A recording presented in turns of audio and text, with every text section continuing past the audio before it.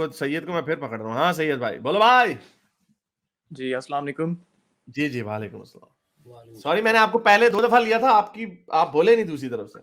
नहीं, मैं बोला था, आपने फिर शायद आपको आवाज़ नहीं आई मेरी। अच्छा चलें, क्या कहना चाहेंगे? पहले तो मैं आपको अप्रिशिएट करूँगा, आपके जो आप बहुत ही सेंसिबल, इंटेलिजेंट और इविल जीनियस इंसान हैं। ये तो किसी ने आज तक कहा ही और नहीं। नहीं, आप माशाल्लाह बहुत इंटेलिजेंट हैं, अरे सेंसिबल वो हैं। और अपने मतलब कि एक सेंसिबल इंसान कभी भी अहले सुन्नत बैकग्राउंड से ताल्लुक़ रख ही नहीं सकता। या वो मैंने आपको इंस्टाग्राम पे भी मैसेज किया था, शायद आपको याद हो। पता नहीं, आपने मुझे रिप्लाई याद भी नहीं किया था, है। लेकिन मेरे लास्ट मैसेज का आपने रिप्लाई नहीं किया अभी तक। तो आया? मेरा आपसे शिकवा ये है कि आप हमेशा हमारे अहले सुन्नत भाइयों के पीछे लगे रहते हैं। कभी शिया स्कॉलर से भी बात करें, कभी मतलब मैं एक शिया हूँ और मैं कभी भी अहले सुन्नत बुक्स रेफरेंस से अपने आप को एथियस्ट की तरफ नहीं ले जाऊँगा, जब तक कि मुझे शिया बुक्स से वो चीज़ें ना मिल जाएँ, या नहजुल बलागा से, या हमारी जो शिया बुक्स हैं उनसे। खैर ये अलग बात है, पहले मैं आपसे ये डिस्कस करना चाहूँगा कि खुदा, एग्जिस्टेंस ऑफ गॉड, इस पे अगर हम बात करें तो कर ले। मैं आपको सिर्फ थोड़ा सा बताना चाहता हूँ कि खुदा कोई मटेरियल थिंग नहीं है। खुदा अगर खुदा को हमने पहचानना है तो हम कुरान, हदीस और मौला अली के कॉल से हम पहचानेंगे कि खुदा क्या है।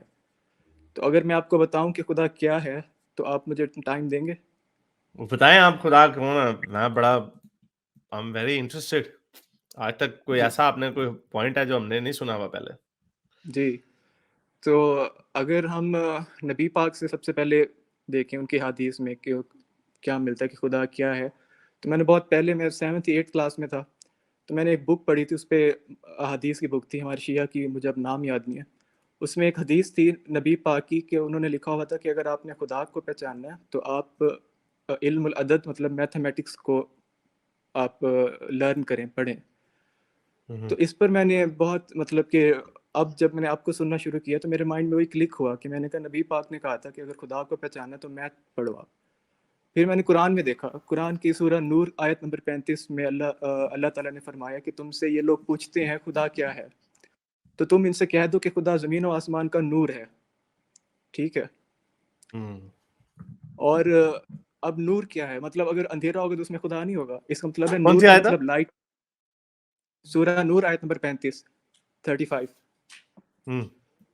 उसमें अल्लाह ताला फरमाते हैं कि तुमसे पूछते हैं कि खुदा क्या है, तो तुम कह दो कि खुदा ज़मीन और आसमान का नूर है। ठीक हम्म। है।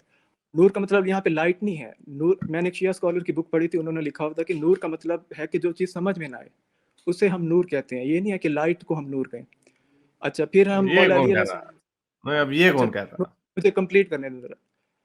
अच्छा, अगर हम मौला अली अलैहिस्सलाम से पूछें कि नूर क्या है, तो मौला अली का एक कॉल है कि नूर इल्म, उनका पूरा कॉल है कि इल्म एक नूर है जो मोमिन के कल्ब पे उतरता है। अगर हम इन तीनों को कंबाइन करें तो हमें पता लगता है कि जो नूर है वो एक्चुअली एक इल्म है। और कौन सा इल्म है, तो नबी पाक ने फरमाया कि अगर आपने खुदा को समझना है तो आप मैथमेटिक्स को समझें, मैथ्स को पढ़ें। ठीक है। तो अगर आप, अब हम मैथ्स को देखते हैं कि मैथ में क्या चीज़ है, अल्लाह को कैसे हम एक्सप्लेन कर सकते हैं मैथ के थ्रू।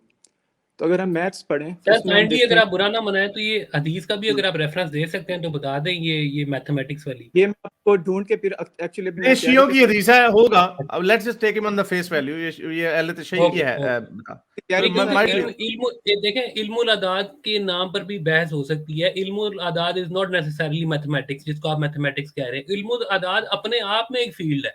ये मुझे, मैं जानता हूँ इसको। इसके अंदर ये जो ये हरफ होते हैं, इनको नंबर दिए जाते हैं, इसको कहते हैं इल्मुल अदाद। इल्मुल अदाद इज नॉट मैथमेटिक्स। तो मैं इसलिए कहता हूँ अगर हदीस मेरे सामने आ जाती तो चले बेहतर। मैं लेकिन आपको चले आप ढूंढ के, कंटिन्यू करें। जी जी मैं आपको ढूंढ दूंगा अगर नेक्स्ट टाइम हारिस भाई ने मौका दिया तो। बहरहाल मेरा यहाँ पर आने का मकसद यही था कि मैं अपने इल्म में इजाफा करूँ, क्योंकि आपको पता है इल्म में तब इजाफा होता है जब क्वेश्चन रेज हो। तो मैं अपना इल्म टेस्ट करने आया हूँ आपके पास कि अगर मैं कितने पानी में हूँ, क्योंकि मुझे लगता है कि मैं सेटिस्फाइड मुसलमान हूँ। मुझे आपकी, मैंने काफ़ी सारे वीडियोस देखी हैं, तो मेरा ईमान ज़रा सा भी नहीं डगमगाया। तो मैं इसलिए आपसे बात करना चाह रहा था कि मुझे पता चले मैं कितने पानी में हूँ। अच्छा चलें, अब अगर हम मैथमेटिक्स पे देखें कि अल्लाह क्या है, तो हम देखते हैं कि खुदा, जैसे खुदा से पहले कुछ नहीं है, वन से पहले कुछ नहीं है। मैथमेटिक्स का कोई एंडिंग पॉइंट नहीं है, अल्लाह का भी कभी एंड नहीं है। अच्छा, फिर हम देखते हैं कि जहाँ कुछ नहीं होता वहाँ हम कंसीडर कर लेते हैं वहाँ 1 होता है मैथ में, कि जहाँ हम रूल है मैथ का कि जहाँ कुछ नहीं होता वहाँ हम 1 कंसीडर करते हैं। और जहाँ हम देखते हैं कि इसकी पावर x y की पावर अगर कुछ नहीं है तो उसकी पावर 1 होती है। जैसे हम कहते हैं कि अगर जिसका कोई नहीं उसका अल्लाह है। अब मज़ीद इस पे मैंने एनालिसिस किया, इस पे डीपली मैंने किया। अगर मैंने सोचा कि मैंने कहा फिर 1 से पहले आखिर अल्लाह कैसे बन गया? अल्लाह से पहले क्या था? जैसे आप कहते हैं ना, एथियस्ट और बिलीवर की जो बहस है वो शुरू होती है कि आप कहते हैं कि सब कुछ बनाया है खुद ब खुद हो गया नेचर ने, कुछ तो एनर्जी थी जिससे सब कुछ हुआ। हम कहते हैं वो अल्लाह ने किया। तो आप कहते हैं फिर अल्लाह को किसने बनाया? फिर अगर हम ये सोच लें कि अल्लाह भी बना है, तो इसका मतलब ये है कि एक पॉइंट था कि जब अल्लाह भी नहीं था, अल्लाह को बनाया गया। लेकिन हमारा बिलीव ये है कि अल्लाह शुरू से था, अल्लाह हमेशा से था। तो अब अगर हम 1 को कंसीडर कर लें, लेट्स कंसीडर 1 इज़ अल्लाह। अगर आप कहें 1 अल्लाह है, तो देखें 1 से पहले क्या था? तो आप ज़रा कैलकुलेटर निकालें और 1 को डिवाइड करें 2 पे, या किसी भी नंबर पे डिवाइड कर दें। जैसे 0.5 और 0.5 मिलके 1 बनते हैं, ठीक है। अब 0.5 को मज़ीद डिवाइड कर दें, उसको मज़ीद डिवाइड कर दें, उसको मज़ीद डिवाइड कर दें। तो ये एग्जांपल हाँ, ये हाँ कभी यार भी इसका स्टार्टिंग पॉइंट आपको मिल ही नहीं सकता। तो हाँ, इससे मतलब ये होता है कि खुदा हमेशा से ही था। जैसे मैथ अगर हमेशा हम्म, से हो सकती है, तो खुदा भी हमेशा से हो सकता है। तो ये बहुत ही एक हम्म, अच्छी एग्जांपल है खुदा को समझने की। और जैसे हम्म, कुरान में है कि ज़मीन और आसमान का नूर है अल्लाह, तो इसका मतलब है कि ज़मीन और आसमान का इल्म है अल्लाह। अब वो इल्म कॉन्शियस भी है। अब मुझे बताएं आने वाले वक्तों में अगर आर्टिफिशियल इंटेलिजेंस आपने के आगे रोबोट आते हैं, आपका पॉइंट आ गया। आई गॉट योर जी पॉइंट। ये काफी लंबी बात हो गई और आपने इतने जी पॉइंट जी बीच में मार दिए कि फिर बंदा भूल भी जाता। तो जी ये इसका हिसाब रखना यार, सुपर चैट होगा, इसको दोबारा इनको एड्रेस भी करना। अच्छा जी, जी आपने जी जितनी बातें की है ना, जी अनफॉर्चुनेटली ये सारी हवाई जी बातें हैं। उसकी नहीं, वजह हवाई ये बात है, मैं हम बता रहा क्यों हूँ ना मतलब आपने, मैं जी यार अब मैंने आपके बड़ी देर जी जी भाषण सुना है। Honestly speaking I had no interest जी इन जी that, I was zoning out, मुझे अब नींद आ रही थी जो आपकी मैं जी बातें जी सुन रहा था। जी आपने जी कहा सॉरी अल्लाह नूर है, ठीक है, अल्लाह जी नूर है। अब जी अल्लाह ने अपने आप को किस तरह डिफाइन किया, ये कुरान की वो वाली आयत है, ठीक है, इसको पढ़ते हैं। अल्लाह नूर है आसमानों और जमीन का। अल्लाह नूर है आसमानों और जमीन का, जैसे मैं हारिस तारा है अपनी माँ और बाप की आंख का। You know, it is a very poetic way of saying it. उसकी मिसाल ऐसे है जैसे एक ताक, इस ताक में एक रोशन चिराग है, यानी अंधेरा ही अंधेरा है, एक छोटी सी जगह जहां पे एक रोशनी की किरण है। और ये लिटरली रोशनी की जिक्र हो रहा है। वो चिराग शीशे के फानूस में है। यहाँ पे अभी कोई कोयले की नहीं है एग्जाम्पल, सारी उन वही एग्जाम्पलें आ रही हैं जो रोशनी है, और नूर से मुराद रोशनी ही है। वो शीशा एक चमकदार सितारे की मानिंद है। और यहाँ पे भी देख लें, सितारा भी की भी रोशनी ही होती है, सितारा भी रोशनी की वजह से मशहूर है। वो चिराग जलाया जाता है जैतून के एक मुबारक दरख्त से, जो ना शिरकी है और ना इसकी इंग्लिश क्या होगी, विच इज नाइदर ईस्टर्न और western, whose oil will almost glow, oil भी ग्लो करेगा, through fire has never touched it, light upon light, Allah guides anyone he who wishes to his light, Allah composes parables for mankind। मैं इसको ये भी discount देने के लिए तैयार हूं कि अल्लाह में अपने आप को समझने की एक बात बता रहे हैं। अब के उन्होंने अपने आप को रोशनी से तशबीह दी है, जैसे मैंने आपको बताया ना, हारिस अपने माँ और बाप की आंखों का तारा है। तशबीह है कि तारे जो होते हैं बड़े खूबसूरत होते हैं, और माँ बाप की जिंदगियों में बच्चे उनके बड़े खूबसूरत होते हैं। एक तशबीह है, ये पैराबल है। इवन कुरान इटसेल्फ कह रहा है कि ये एक पैराबल है। अल्लाह मियाँ पैराबल्स में बात कर रहे हैं। Allah composes parables for mankind, Allah is aware of everything. तो अल्लाह मियाँ ने एक तशबीह दी। आप इस पे मानते हैं कि ये तशबीह है नूर, जिसपे आपने अभी आगे कहा कि आप ये वो नूर तशबीह क्या है? जी ये तशबीह इल्म से रिलेट करती है। अच्छा, हाँ, इसकी आपने नहीं किया ठहर तफसील ठहर ठहर, नहीं नहीं, ठहर, ये असूल है एक, ये एक असूल है कि आपने अगर तशबीह भी दी है ना, तो तशबीह का म्यार वही होगा कि जो तशबीह मुझे तो इसको वर्ड की ऐसी समझ आ रही है, अल्लाह में एक रोशनी है, एक उम्मीद की किरण है, एक ऐसी एक सेपरेट एंटिटी है कि अगर हम उसको इन्विजन करना चाहेंगे तो वो नूर है। अब आपने उस नूर को बड़ा स्पेसिफिकली घुसाया जाके इल्म से, और इल्म में भी कौन सा इल्म, बायोलॉजी का नहीं, केमिस्ट्री का नहीं, इल्म में अदूद अदाद का, आपने मैथमेटिक्स का। इसको कहते हैं पोस्ट हॉक रैशनलाइजेशन, जो आपने पहले प्री सपोजिशन, सॉरी, ए प्रियोरी असम्पशन, ये मेरे से वर्ड हमेशा बोला नहीं जाता। आपने एक कंक्लूजन रखा पहले, and then you have work your way up.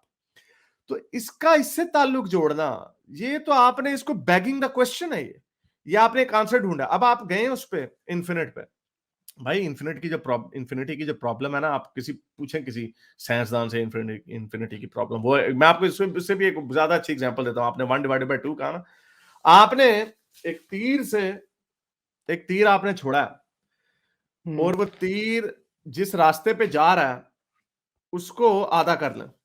अब यानी 4 फुट के फासले पे मैंने 4 मील के फासले पे फेंका है, उसका आधा होगा 2 मील। अब उसका आधा क्या होगा? उसका आधा होगा 1 मील, उसका आधा होगा, है ये भी 2 पे डिवाइड, फलसफे में भी मेरा ख्याल उधर से उठाया होगा आपके शिया आलमों ने भी। नो इट्स नॉट जस्ट शिया आलम, I think it's pretty much, I think ये अक्रॉस द बोर्ड है, मेरा ख्याल divide by 2 it makes sense. उसका आधा कितना होगा, उसका आधा कितना होगा, तो वो आपके पास, वो आप उसके ब्रेक डाउन पे जाते रहेंगे तो वो तीर तो कभी उस फासले पे पहुंचेगा ही नहीं, क्योंकि वो भी इन्फिनिट है। तो ये मैथमेटिक क्वांड्रीज है।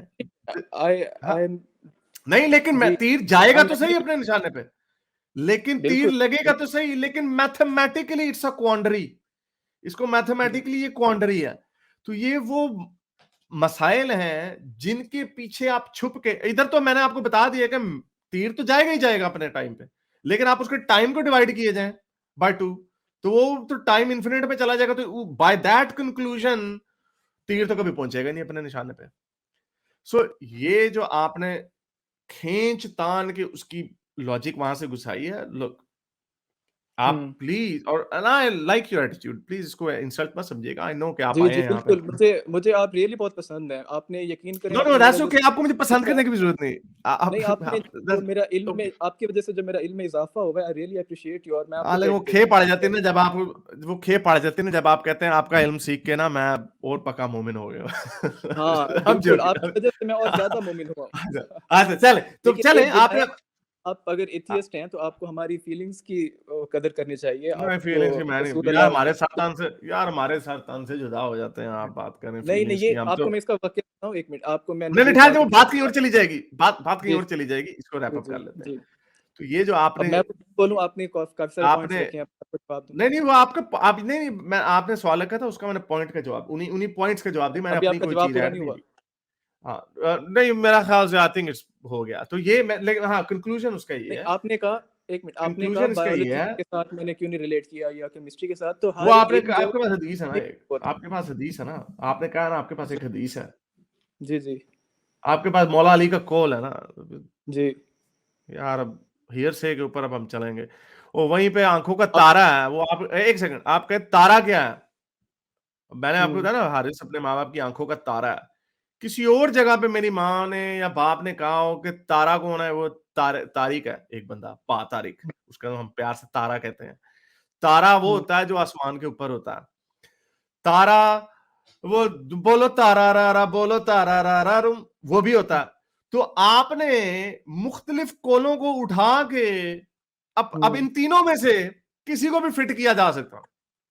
हारिस आंखों का तारा है नहीं, अच्छा, तारा है ना, आंखों का तारा। हारिस का निकनेम हो सकता है तारा हो, तारिक भी हो, जो वो उसको आंखों का तारा है, वो उनका तारा है वो हारिस। और तारा रारा का क्या मतलब हुआ उस गाने में कि बोलो तारा रारा झूम के बोलो, तो हारिस का नाम सुन के उसके माँ बाप तारा रारा बोलते हैं। मैं आपको ये बता रहा हूँ, यू कैन फिट एनीथिंग। ये घूमना फराना जो है, I am sorry, it's not convincing enough.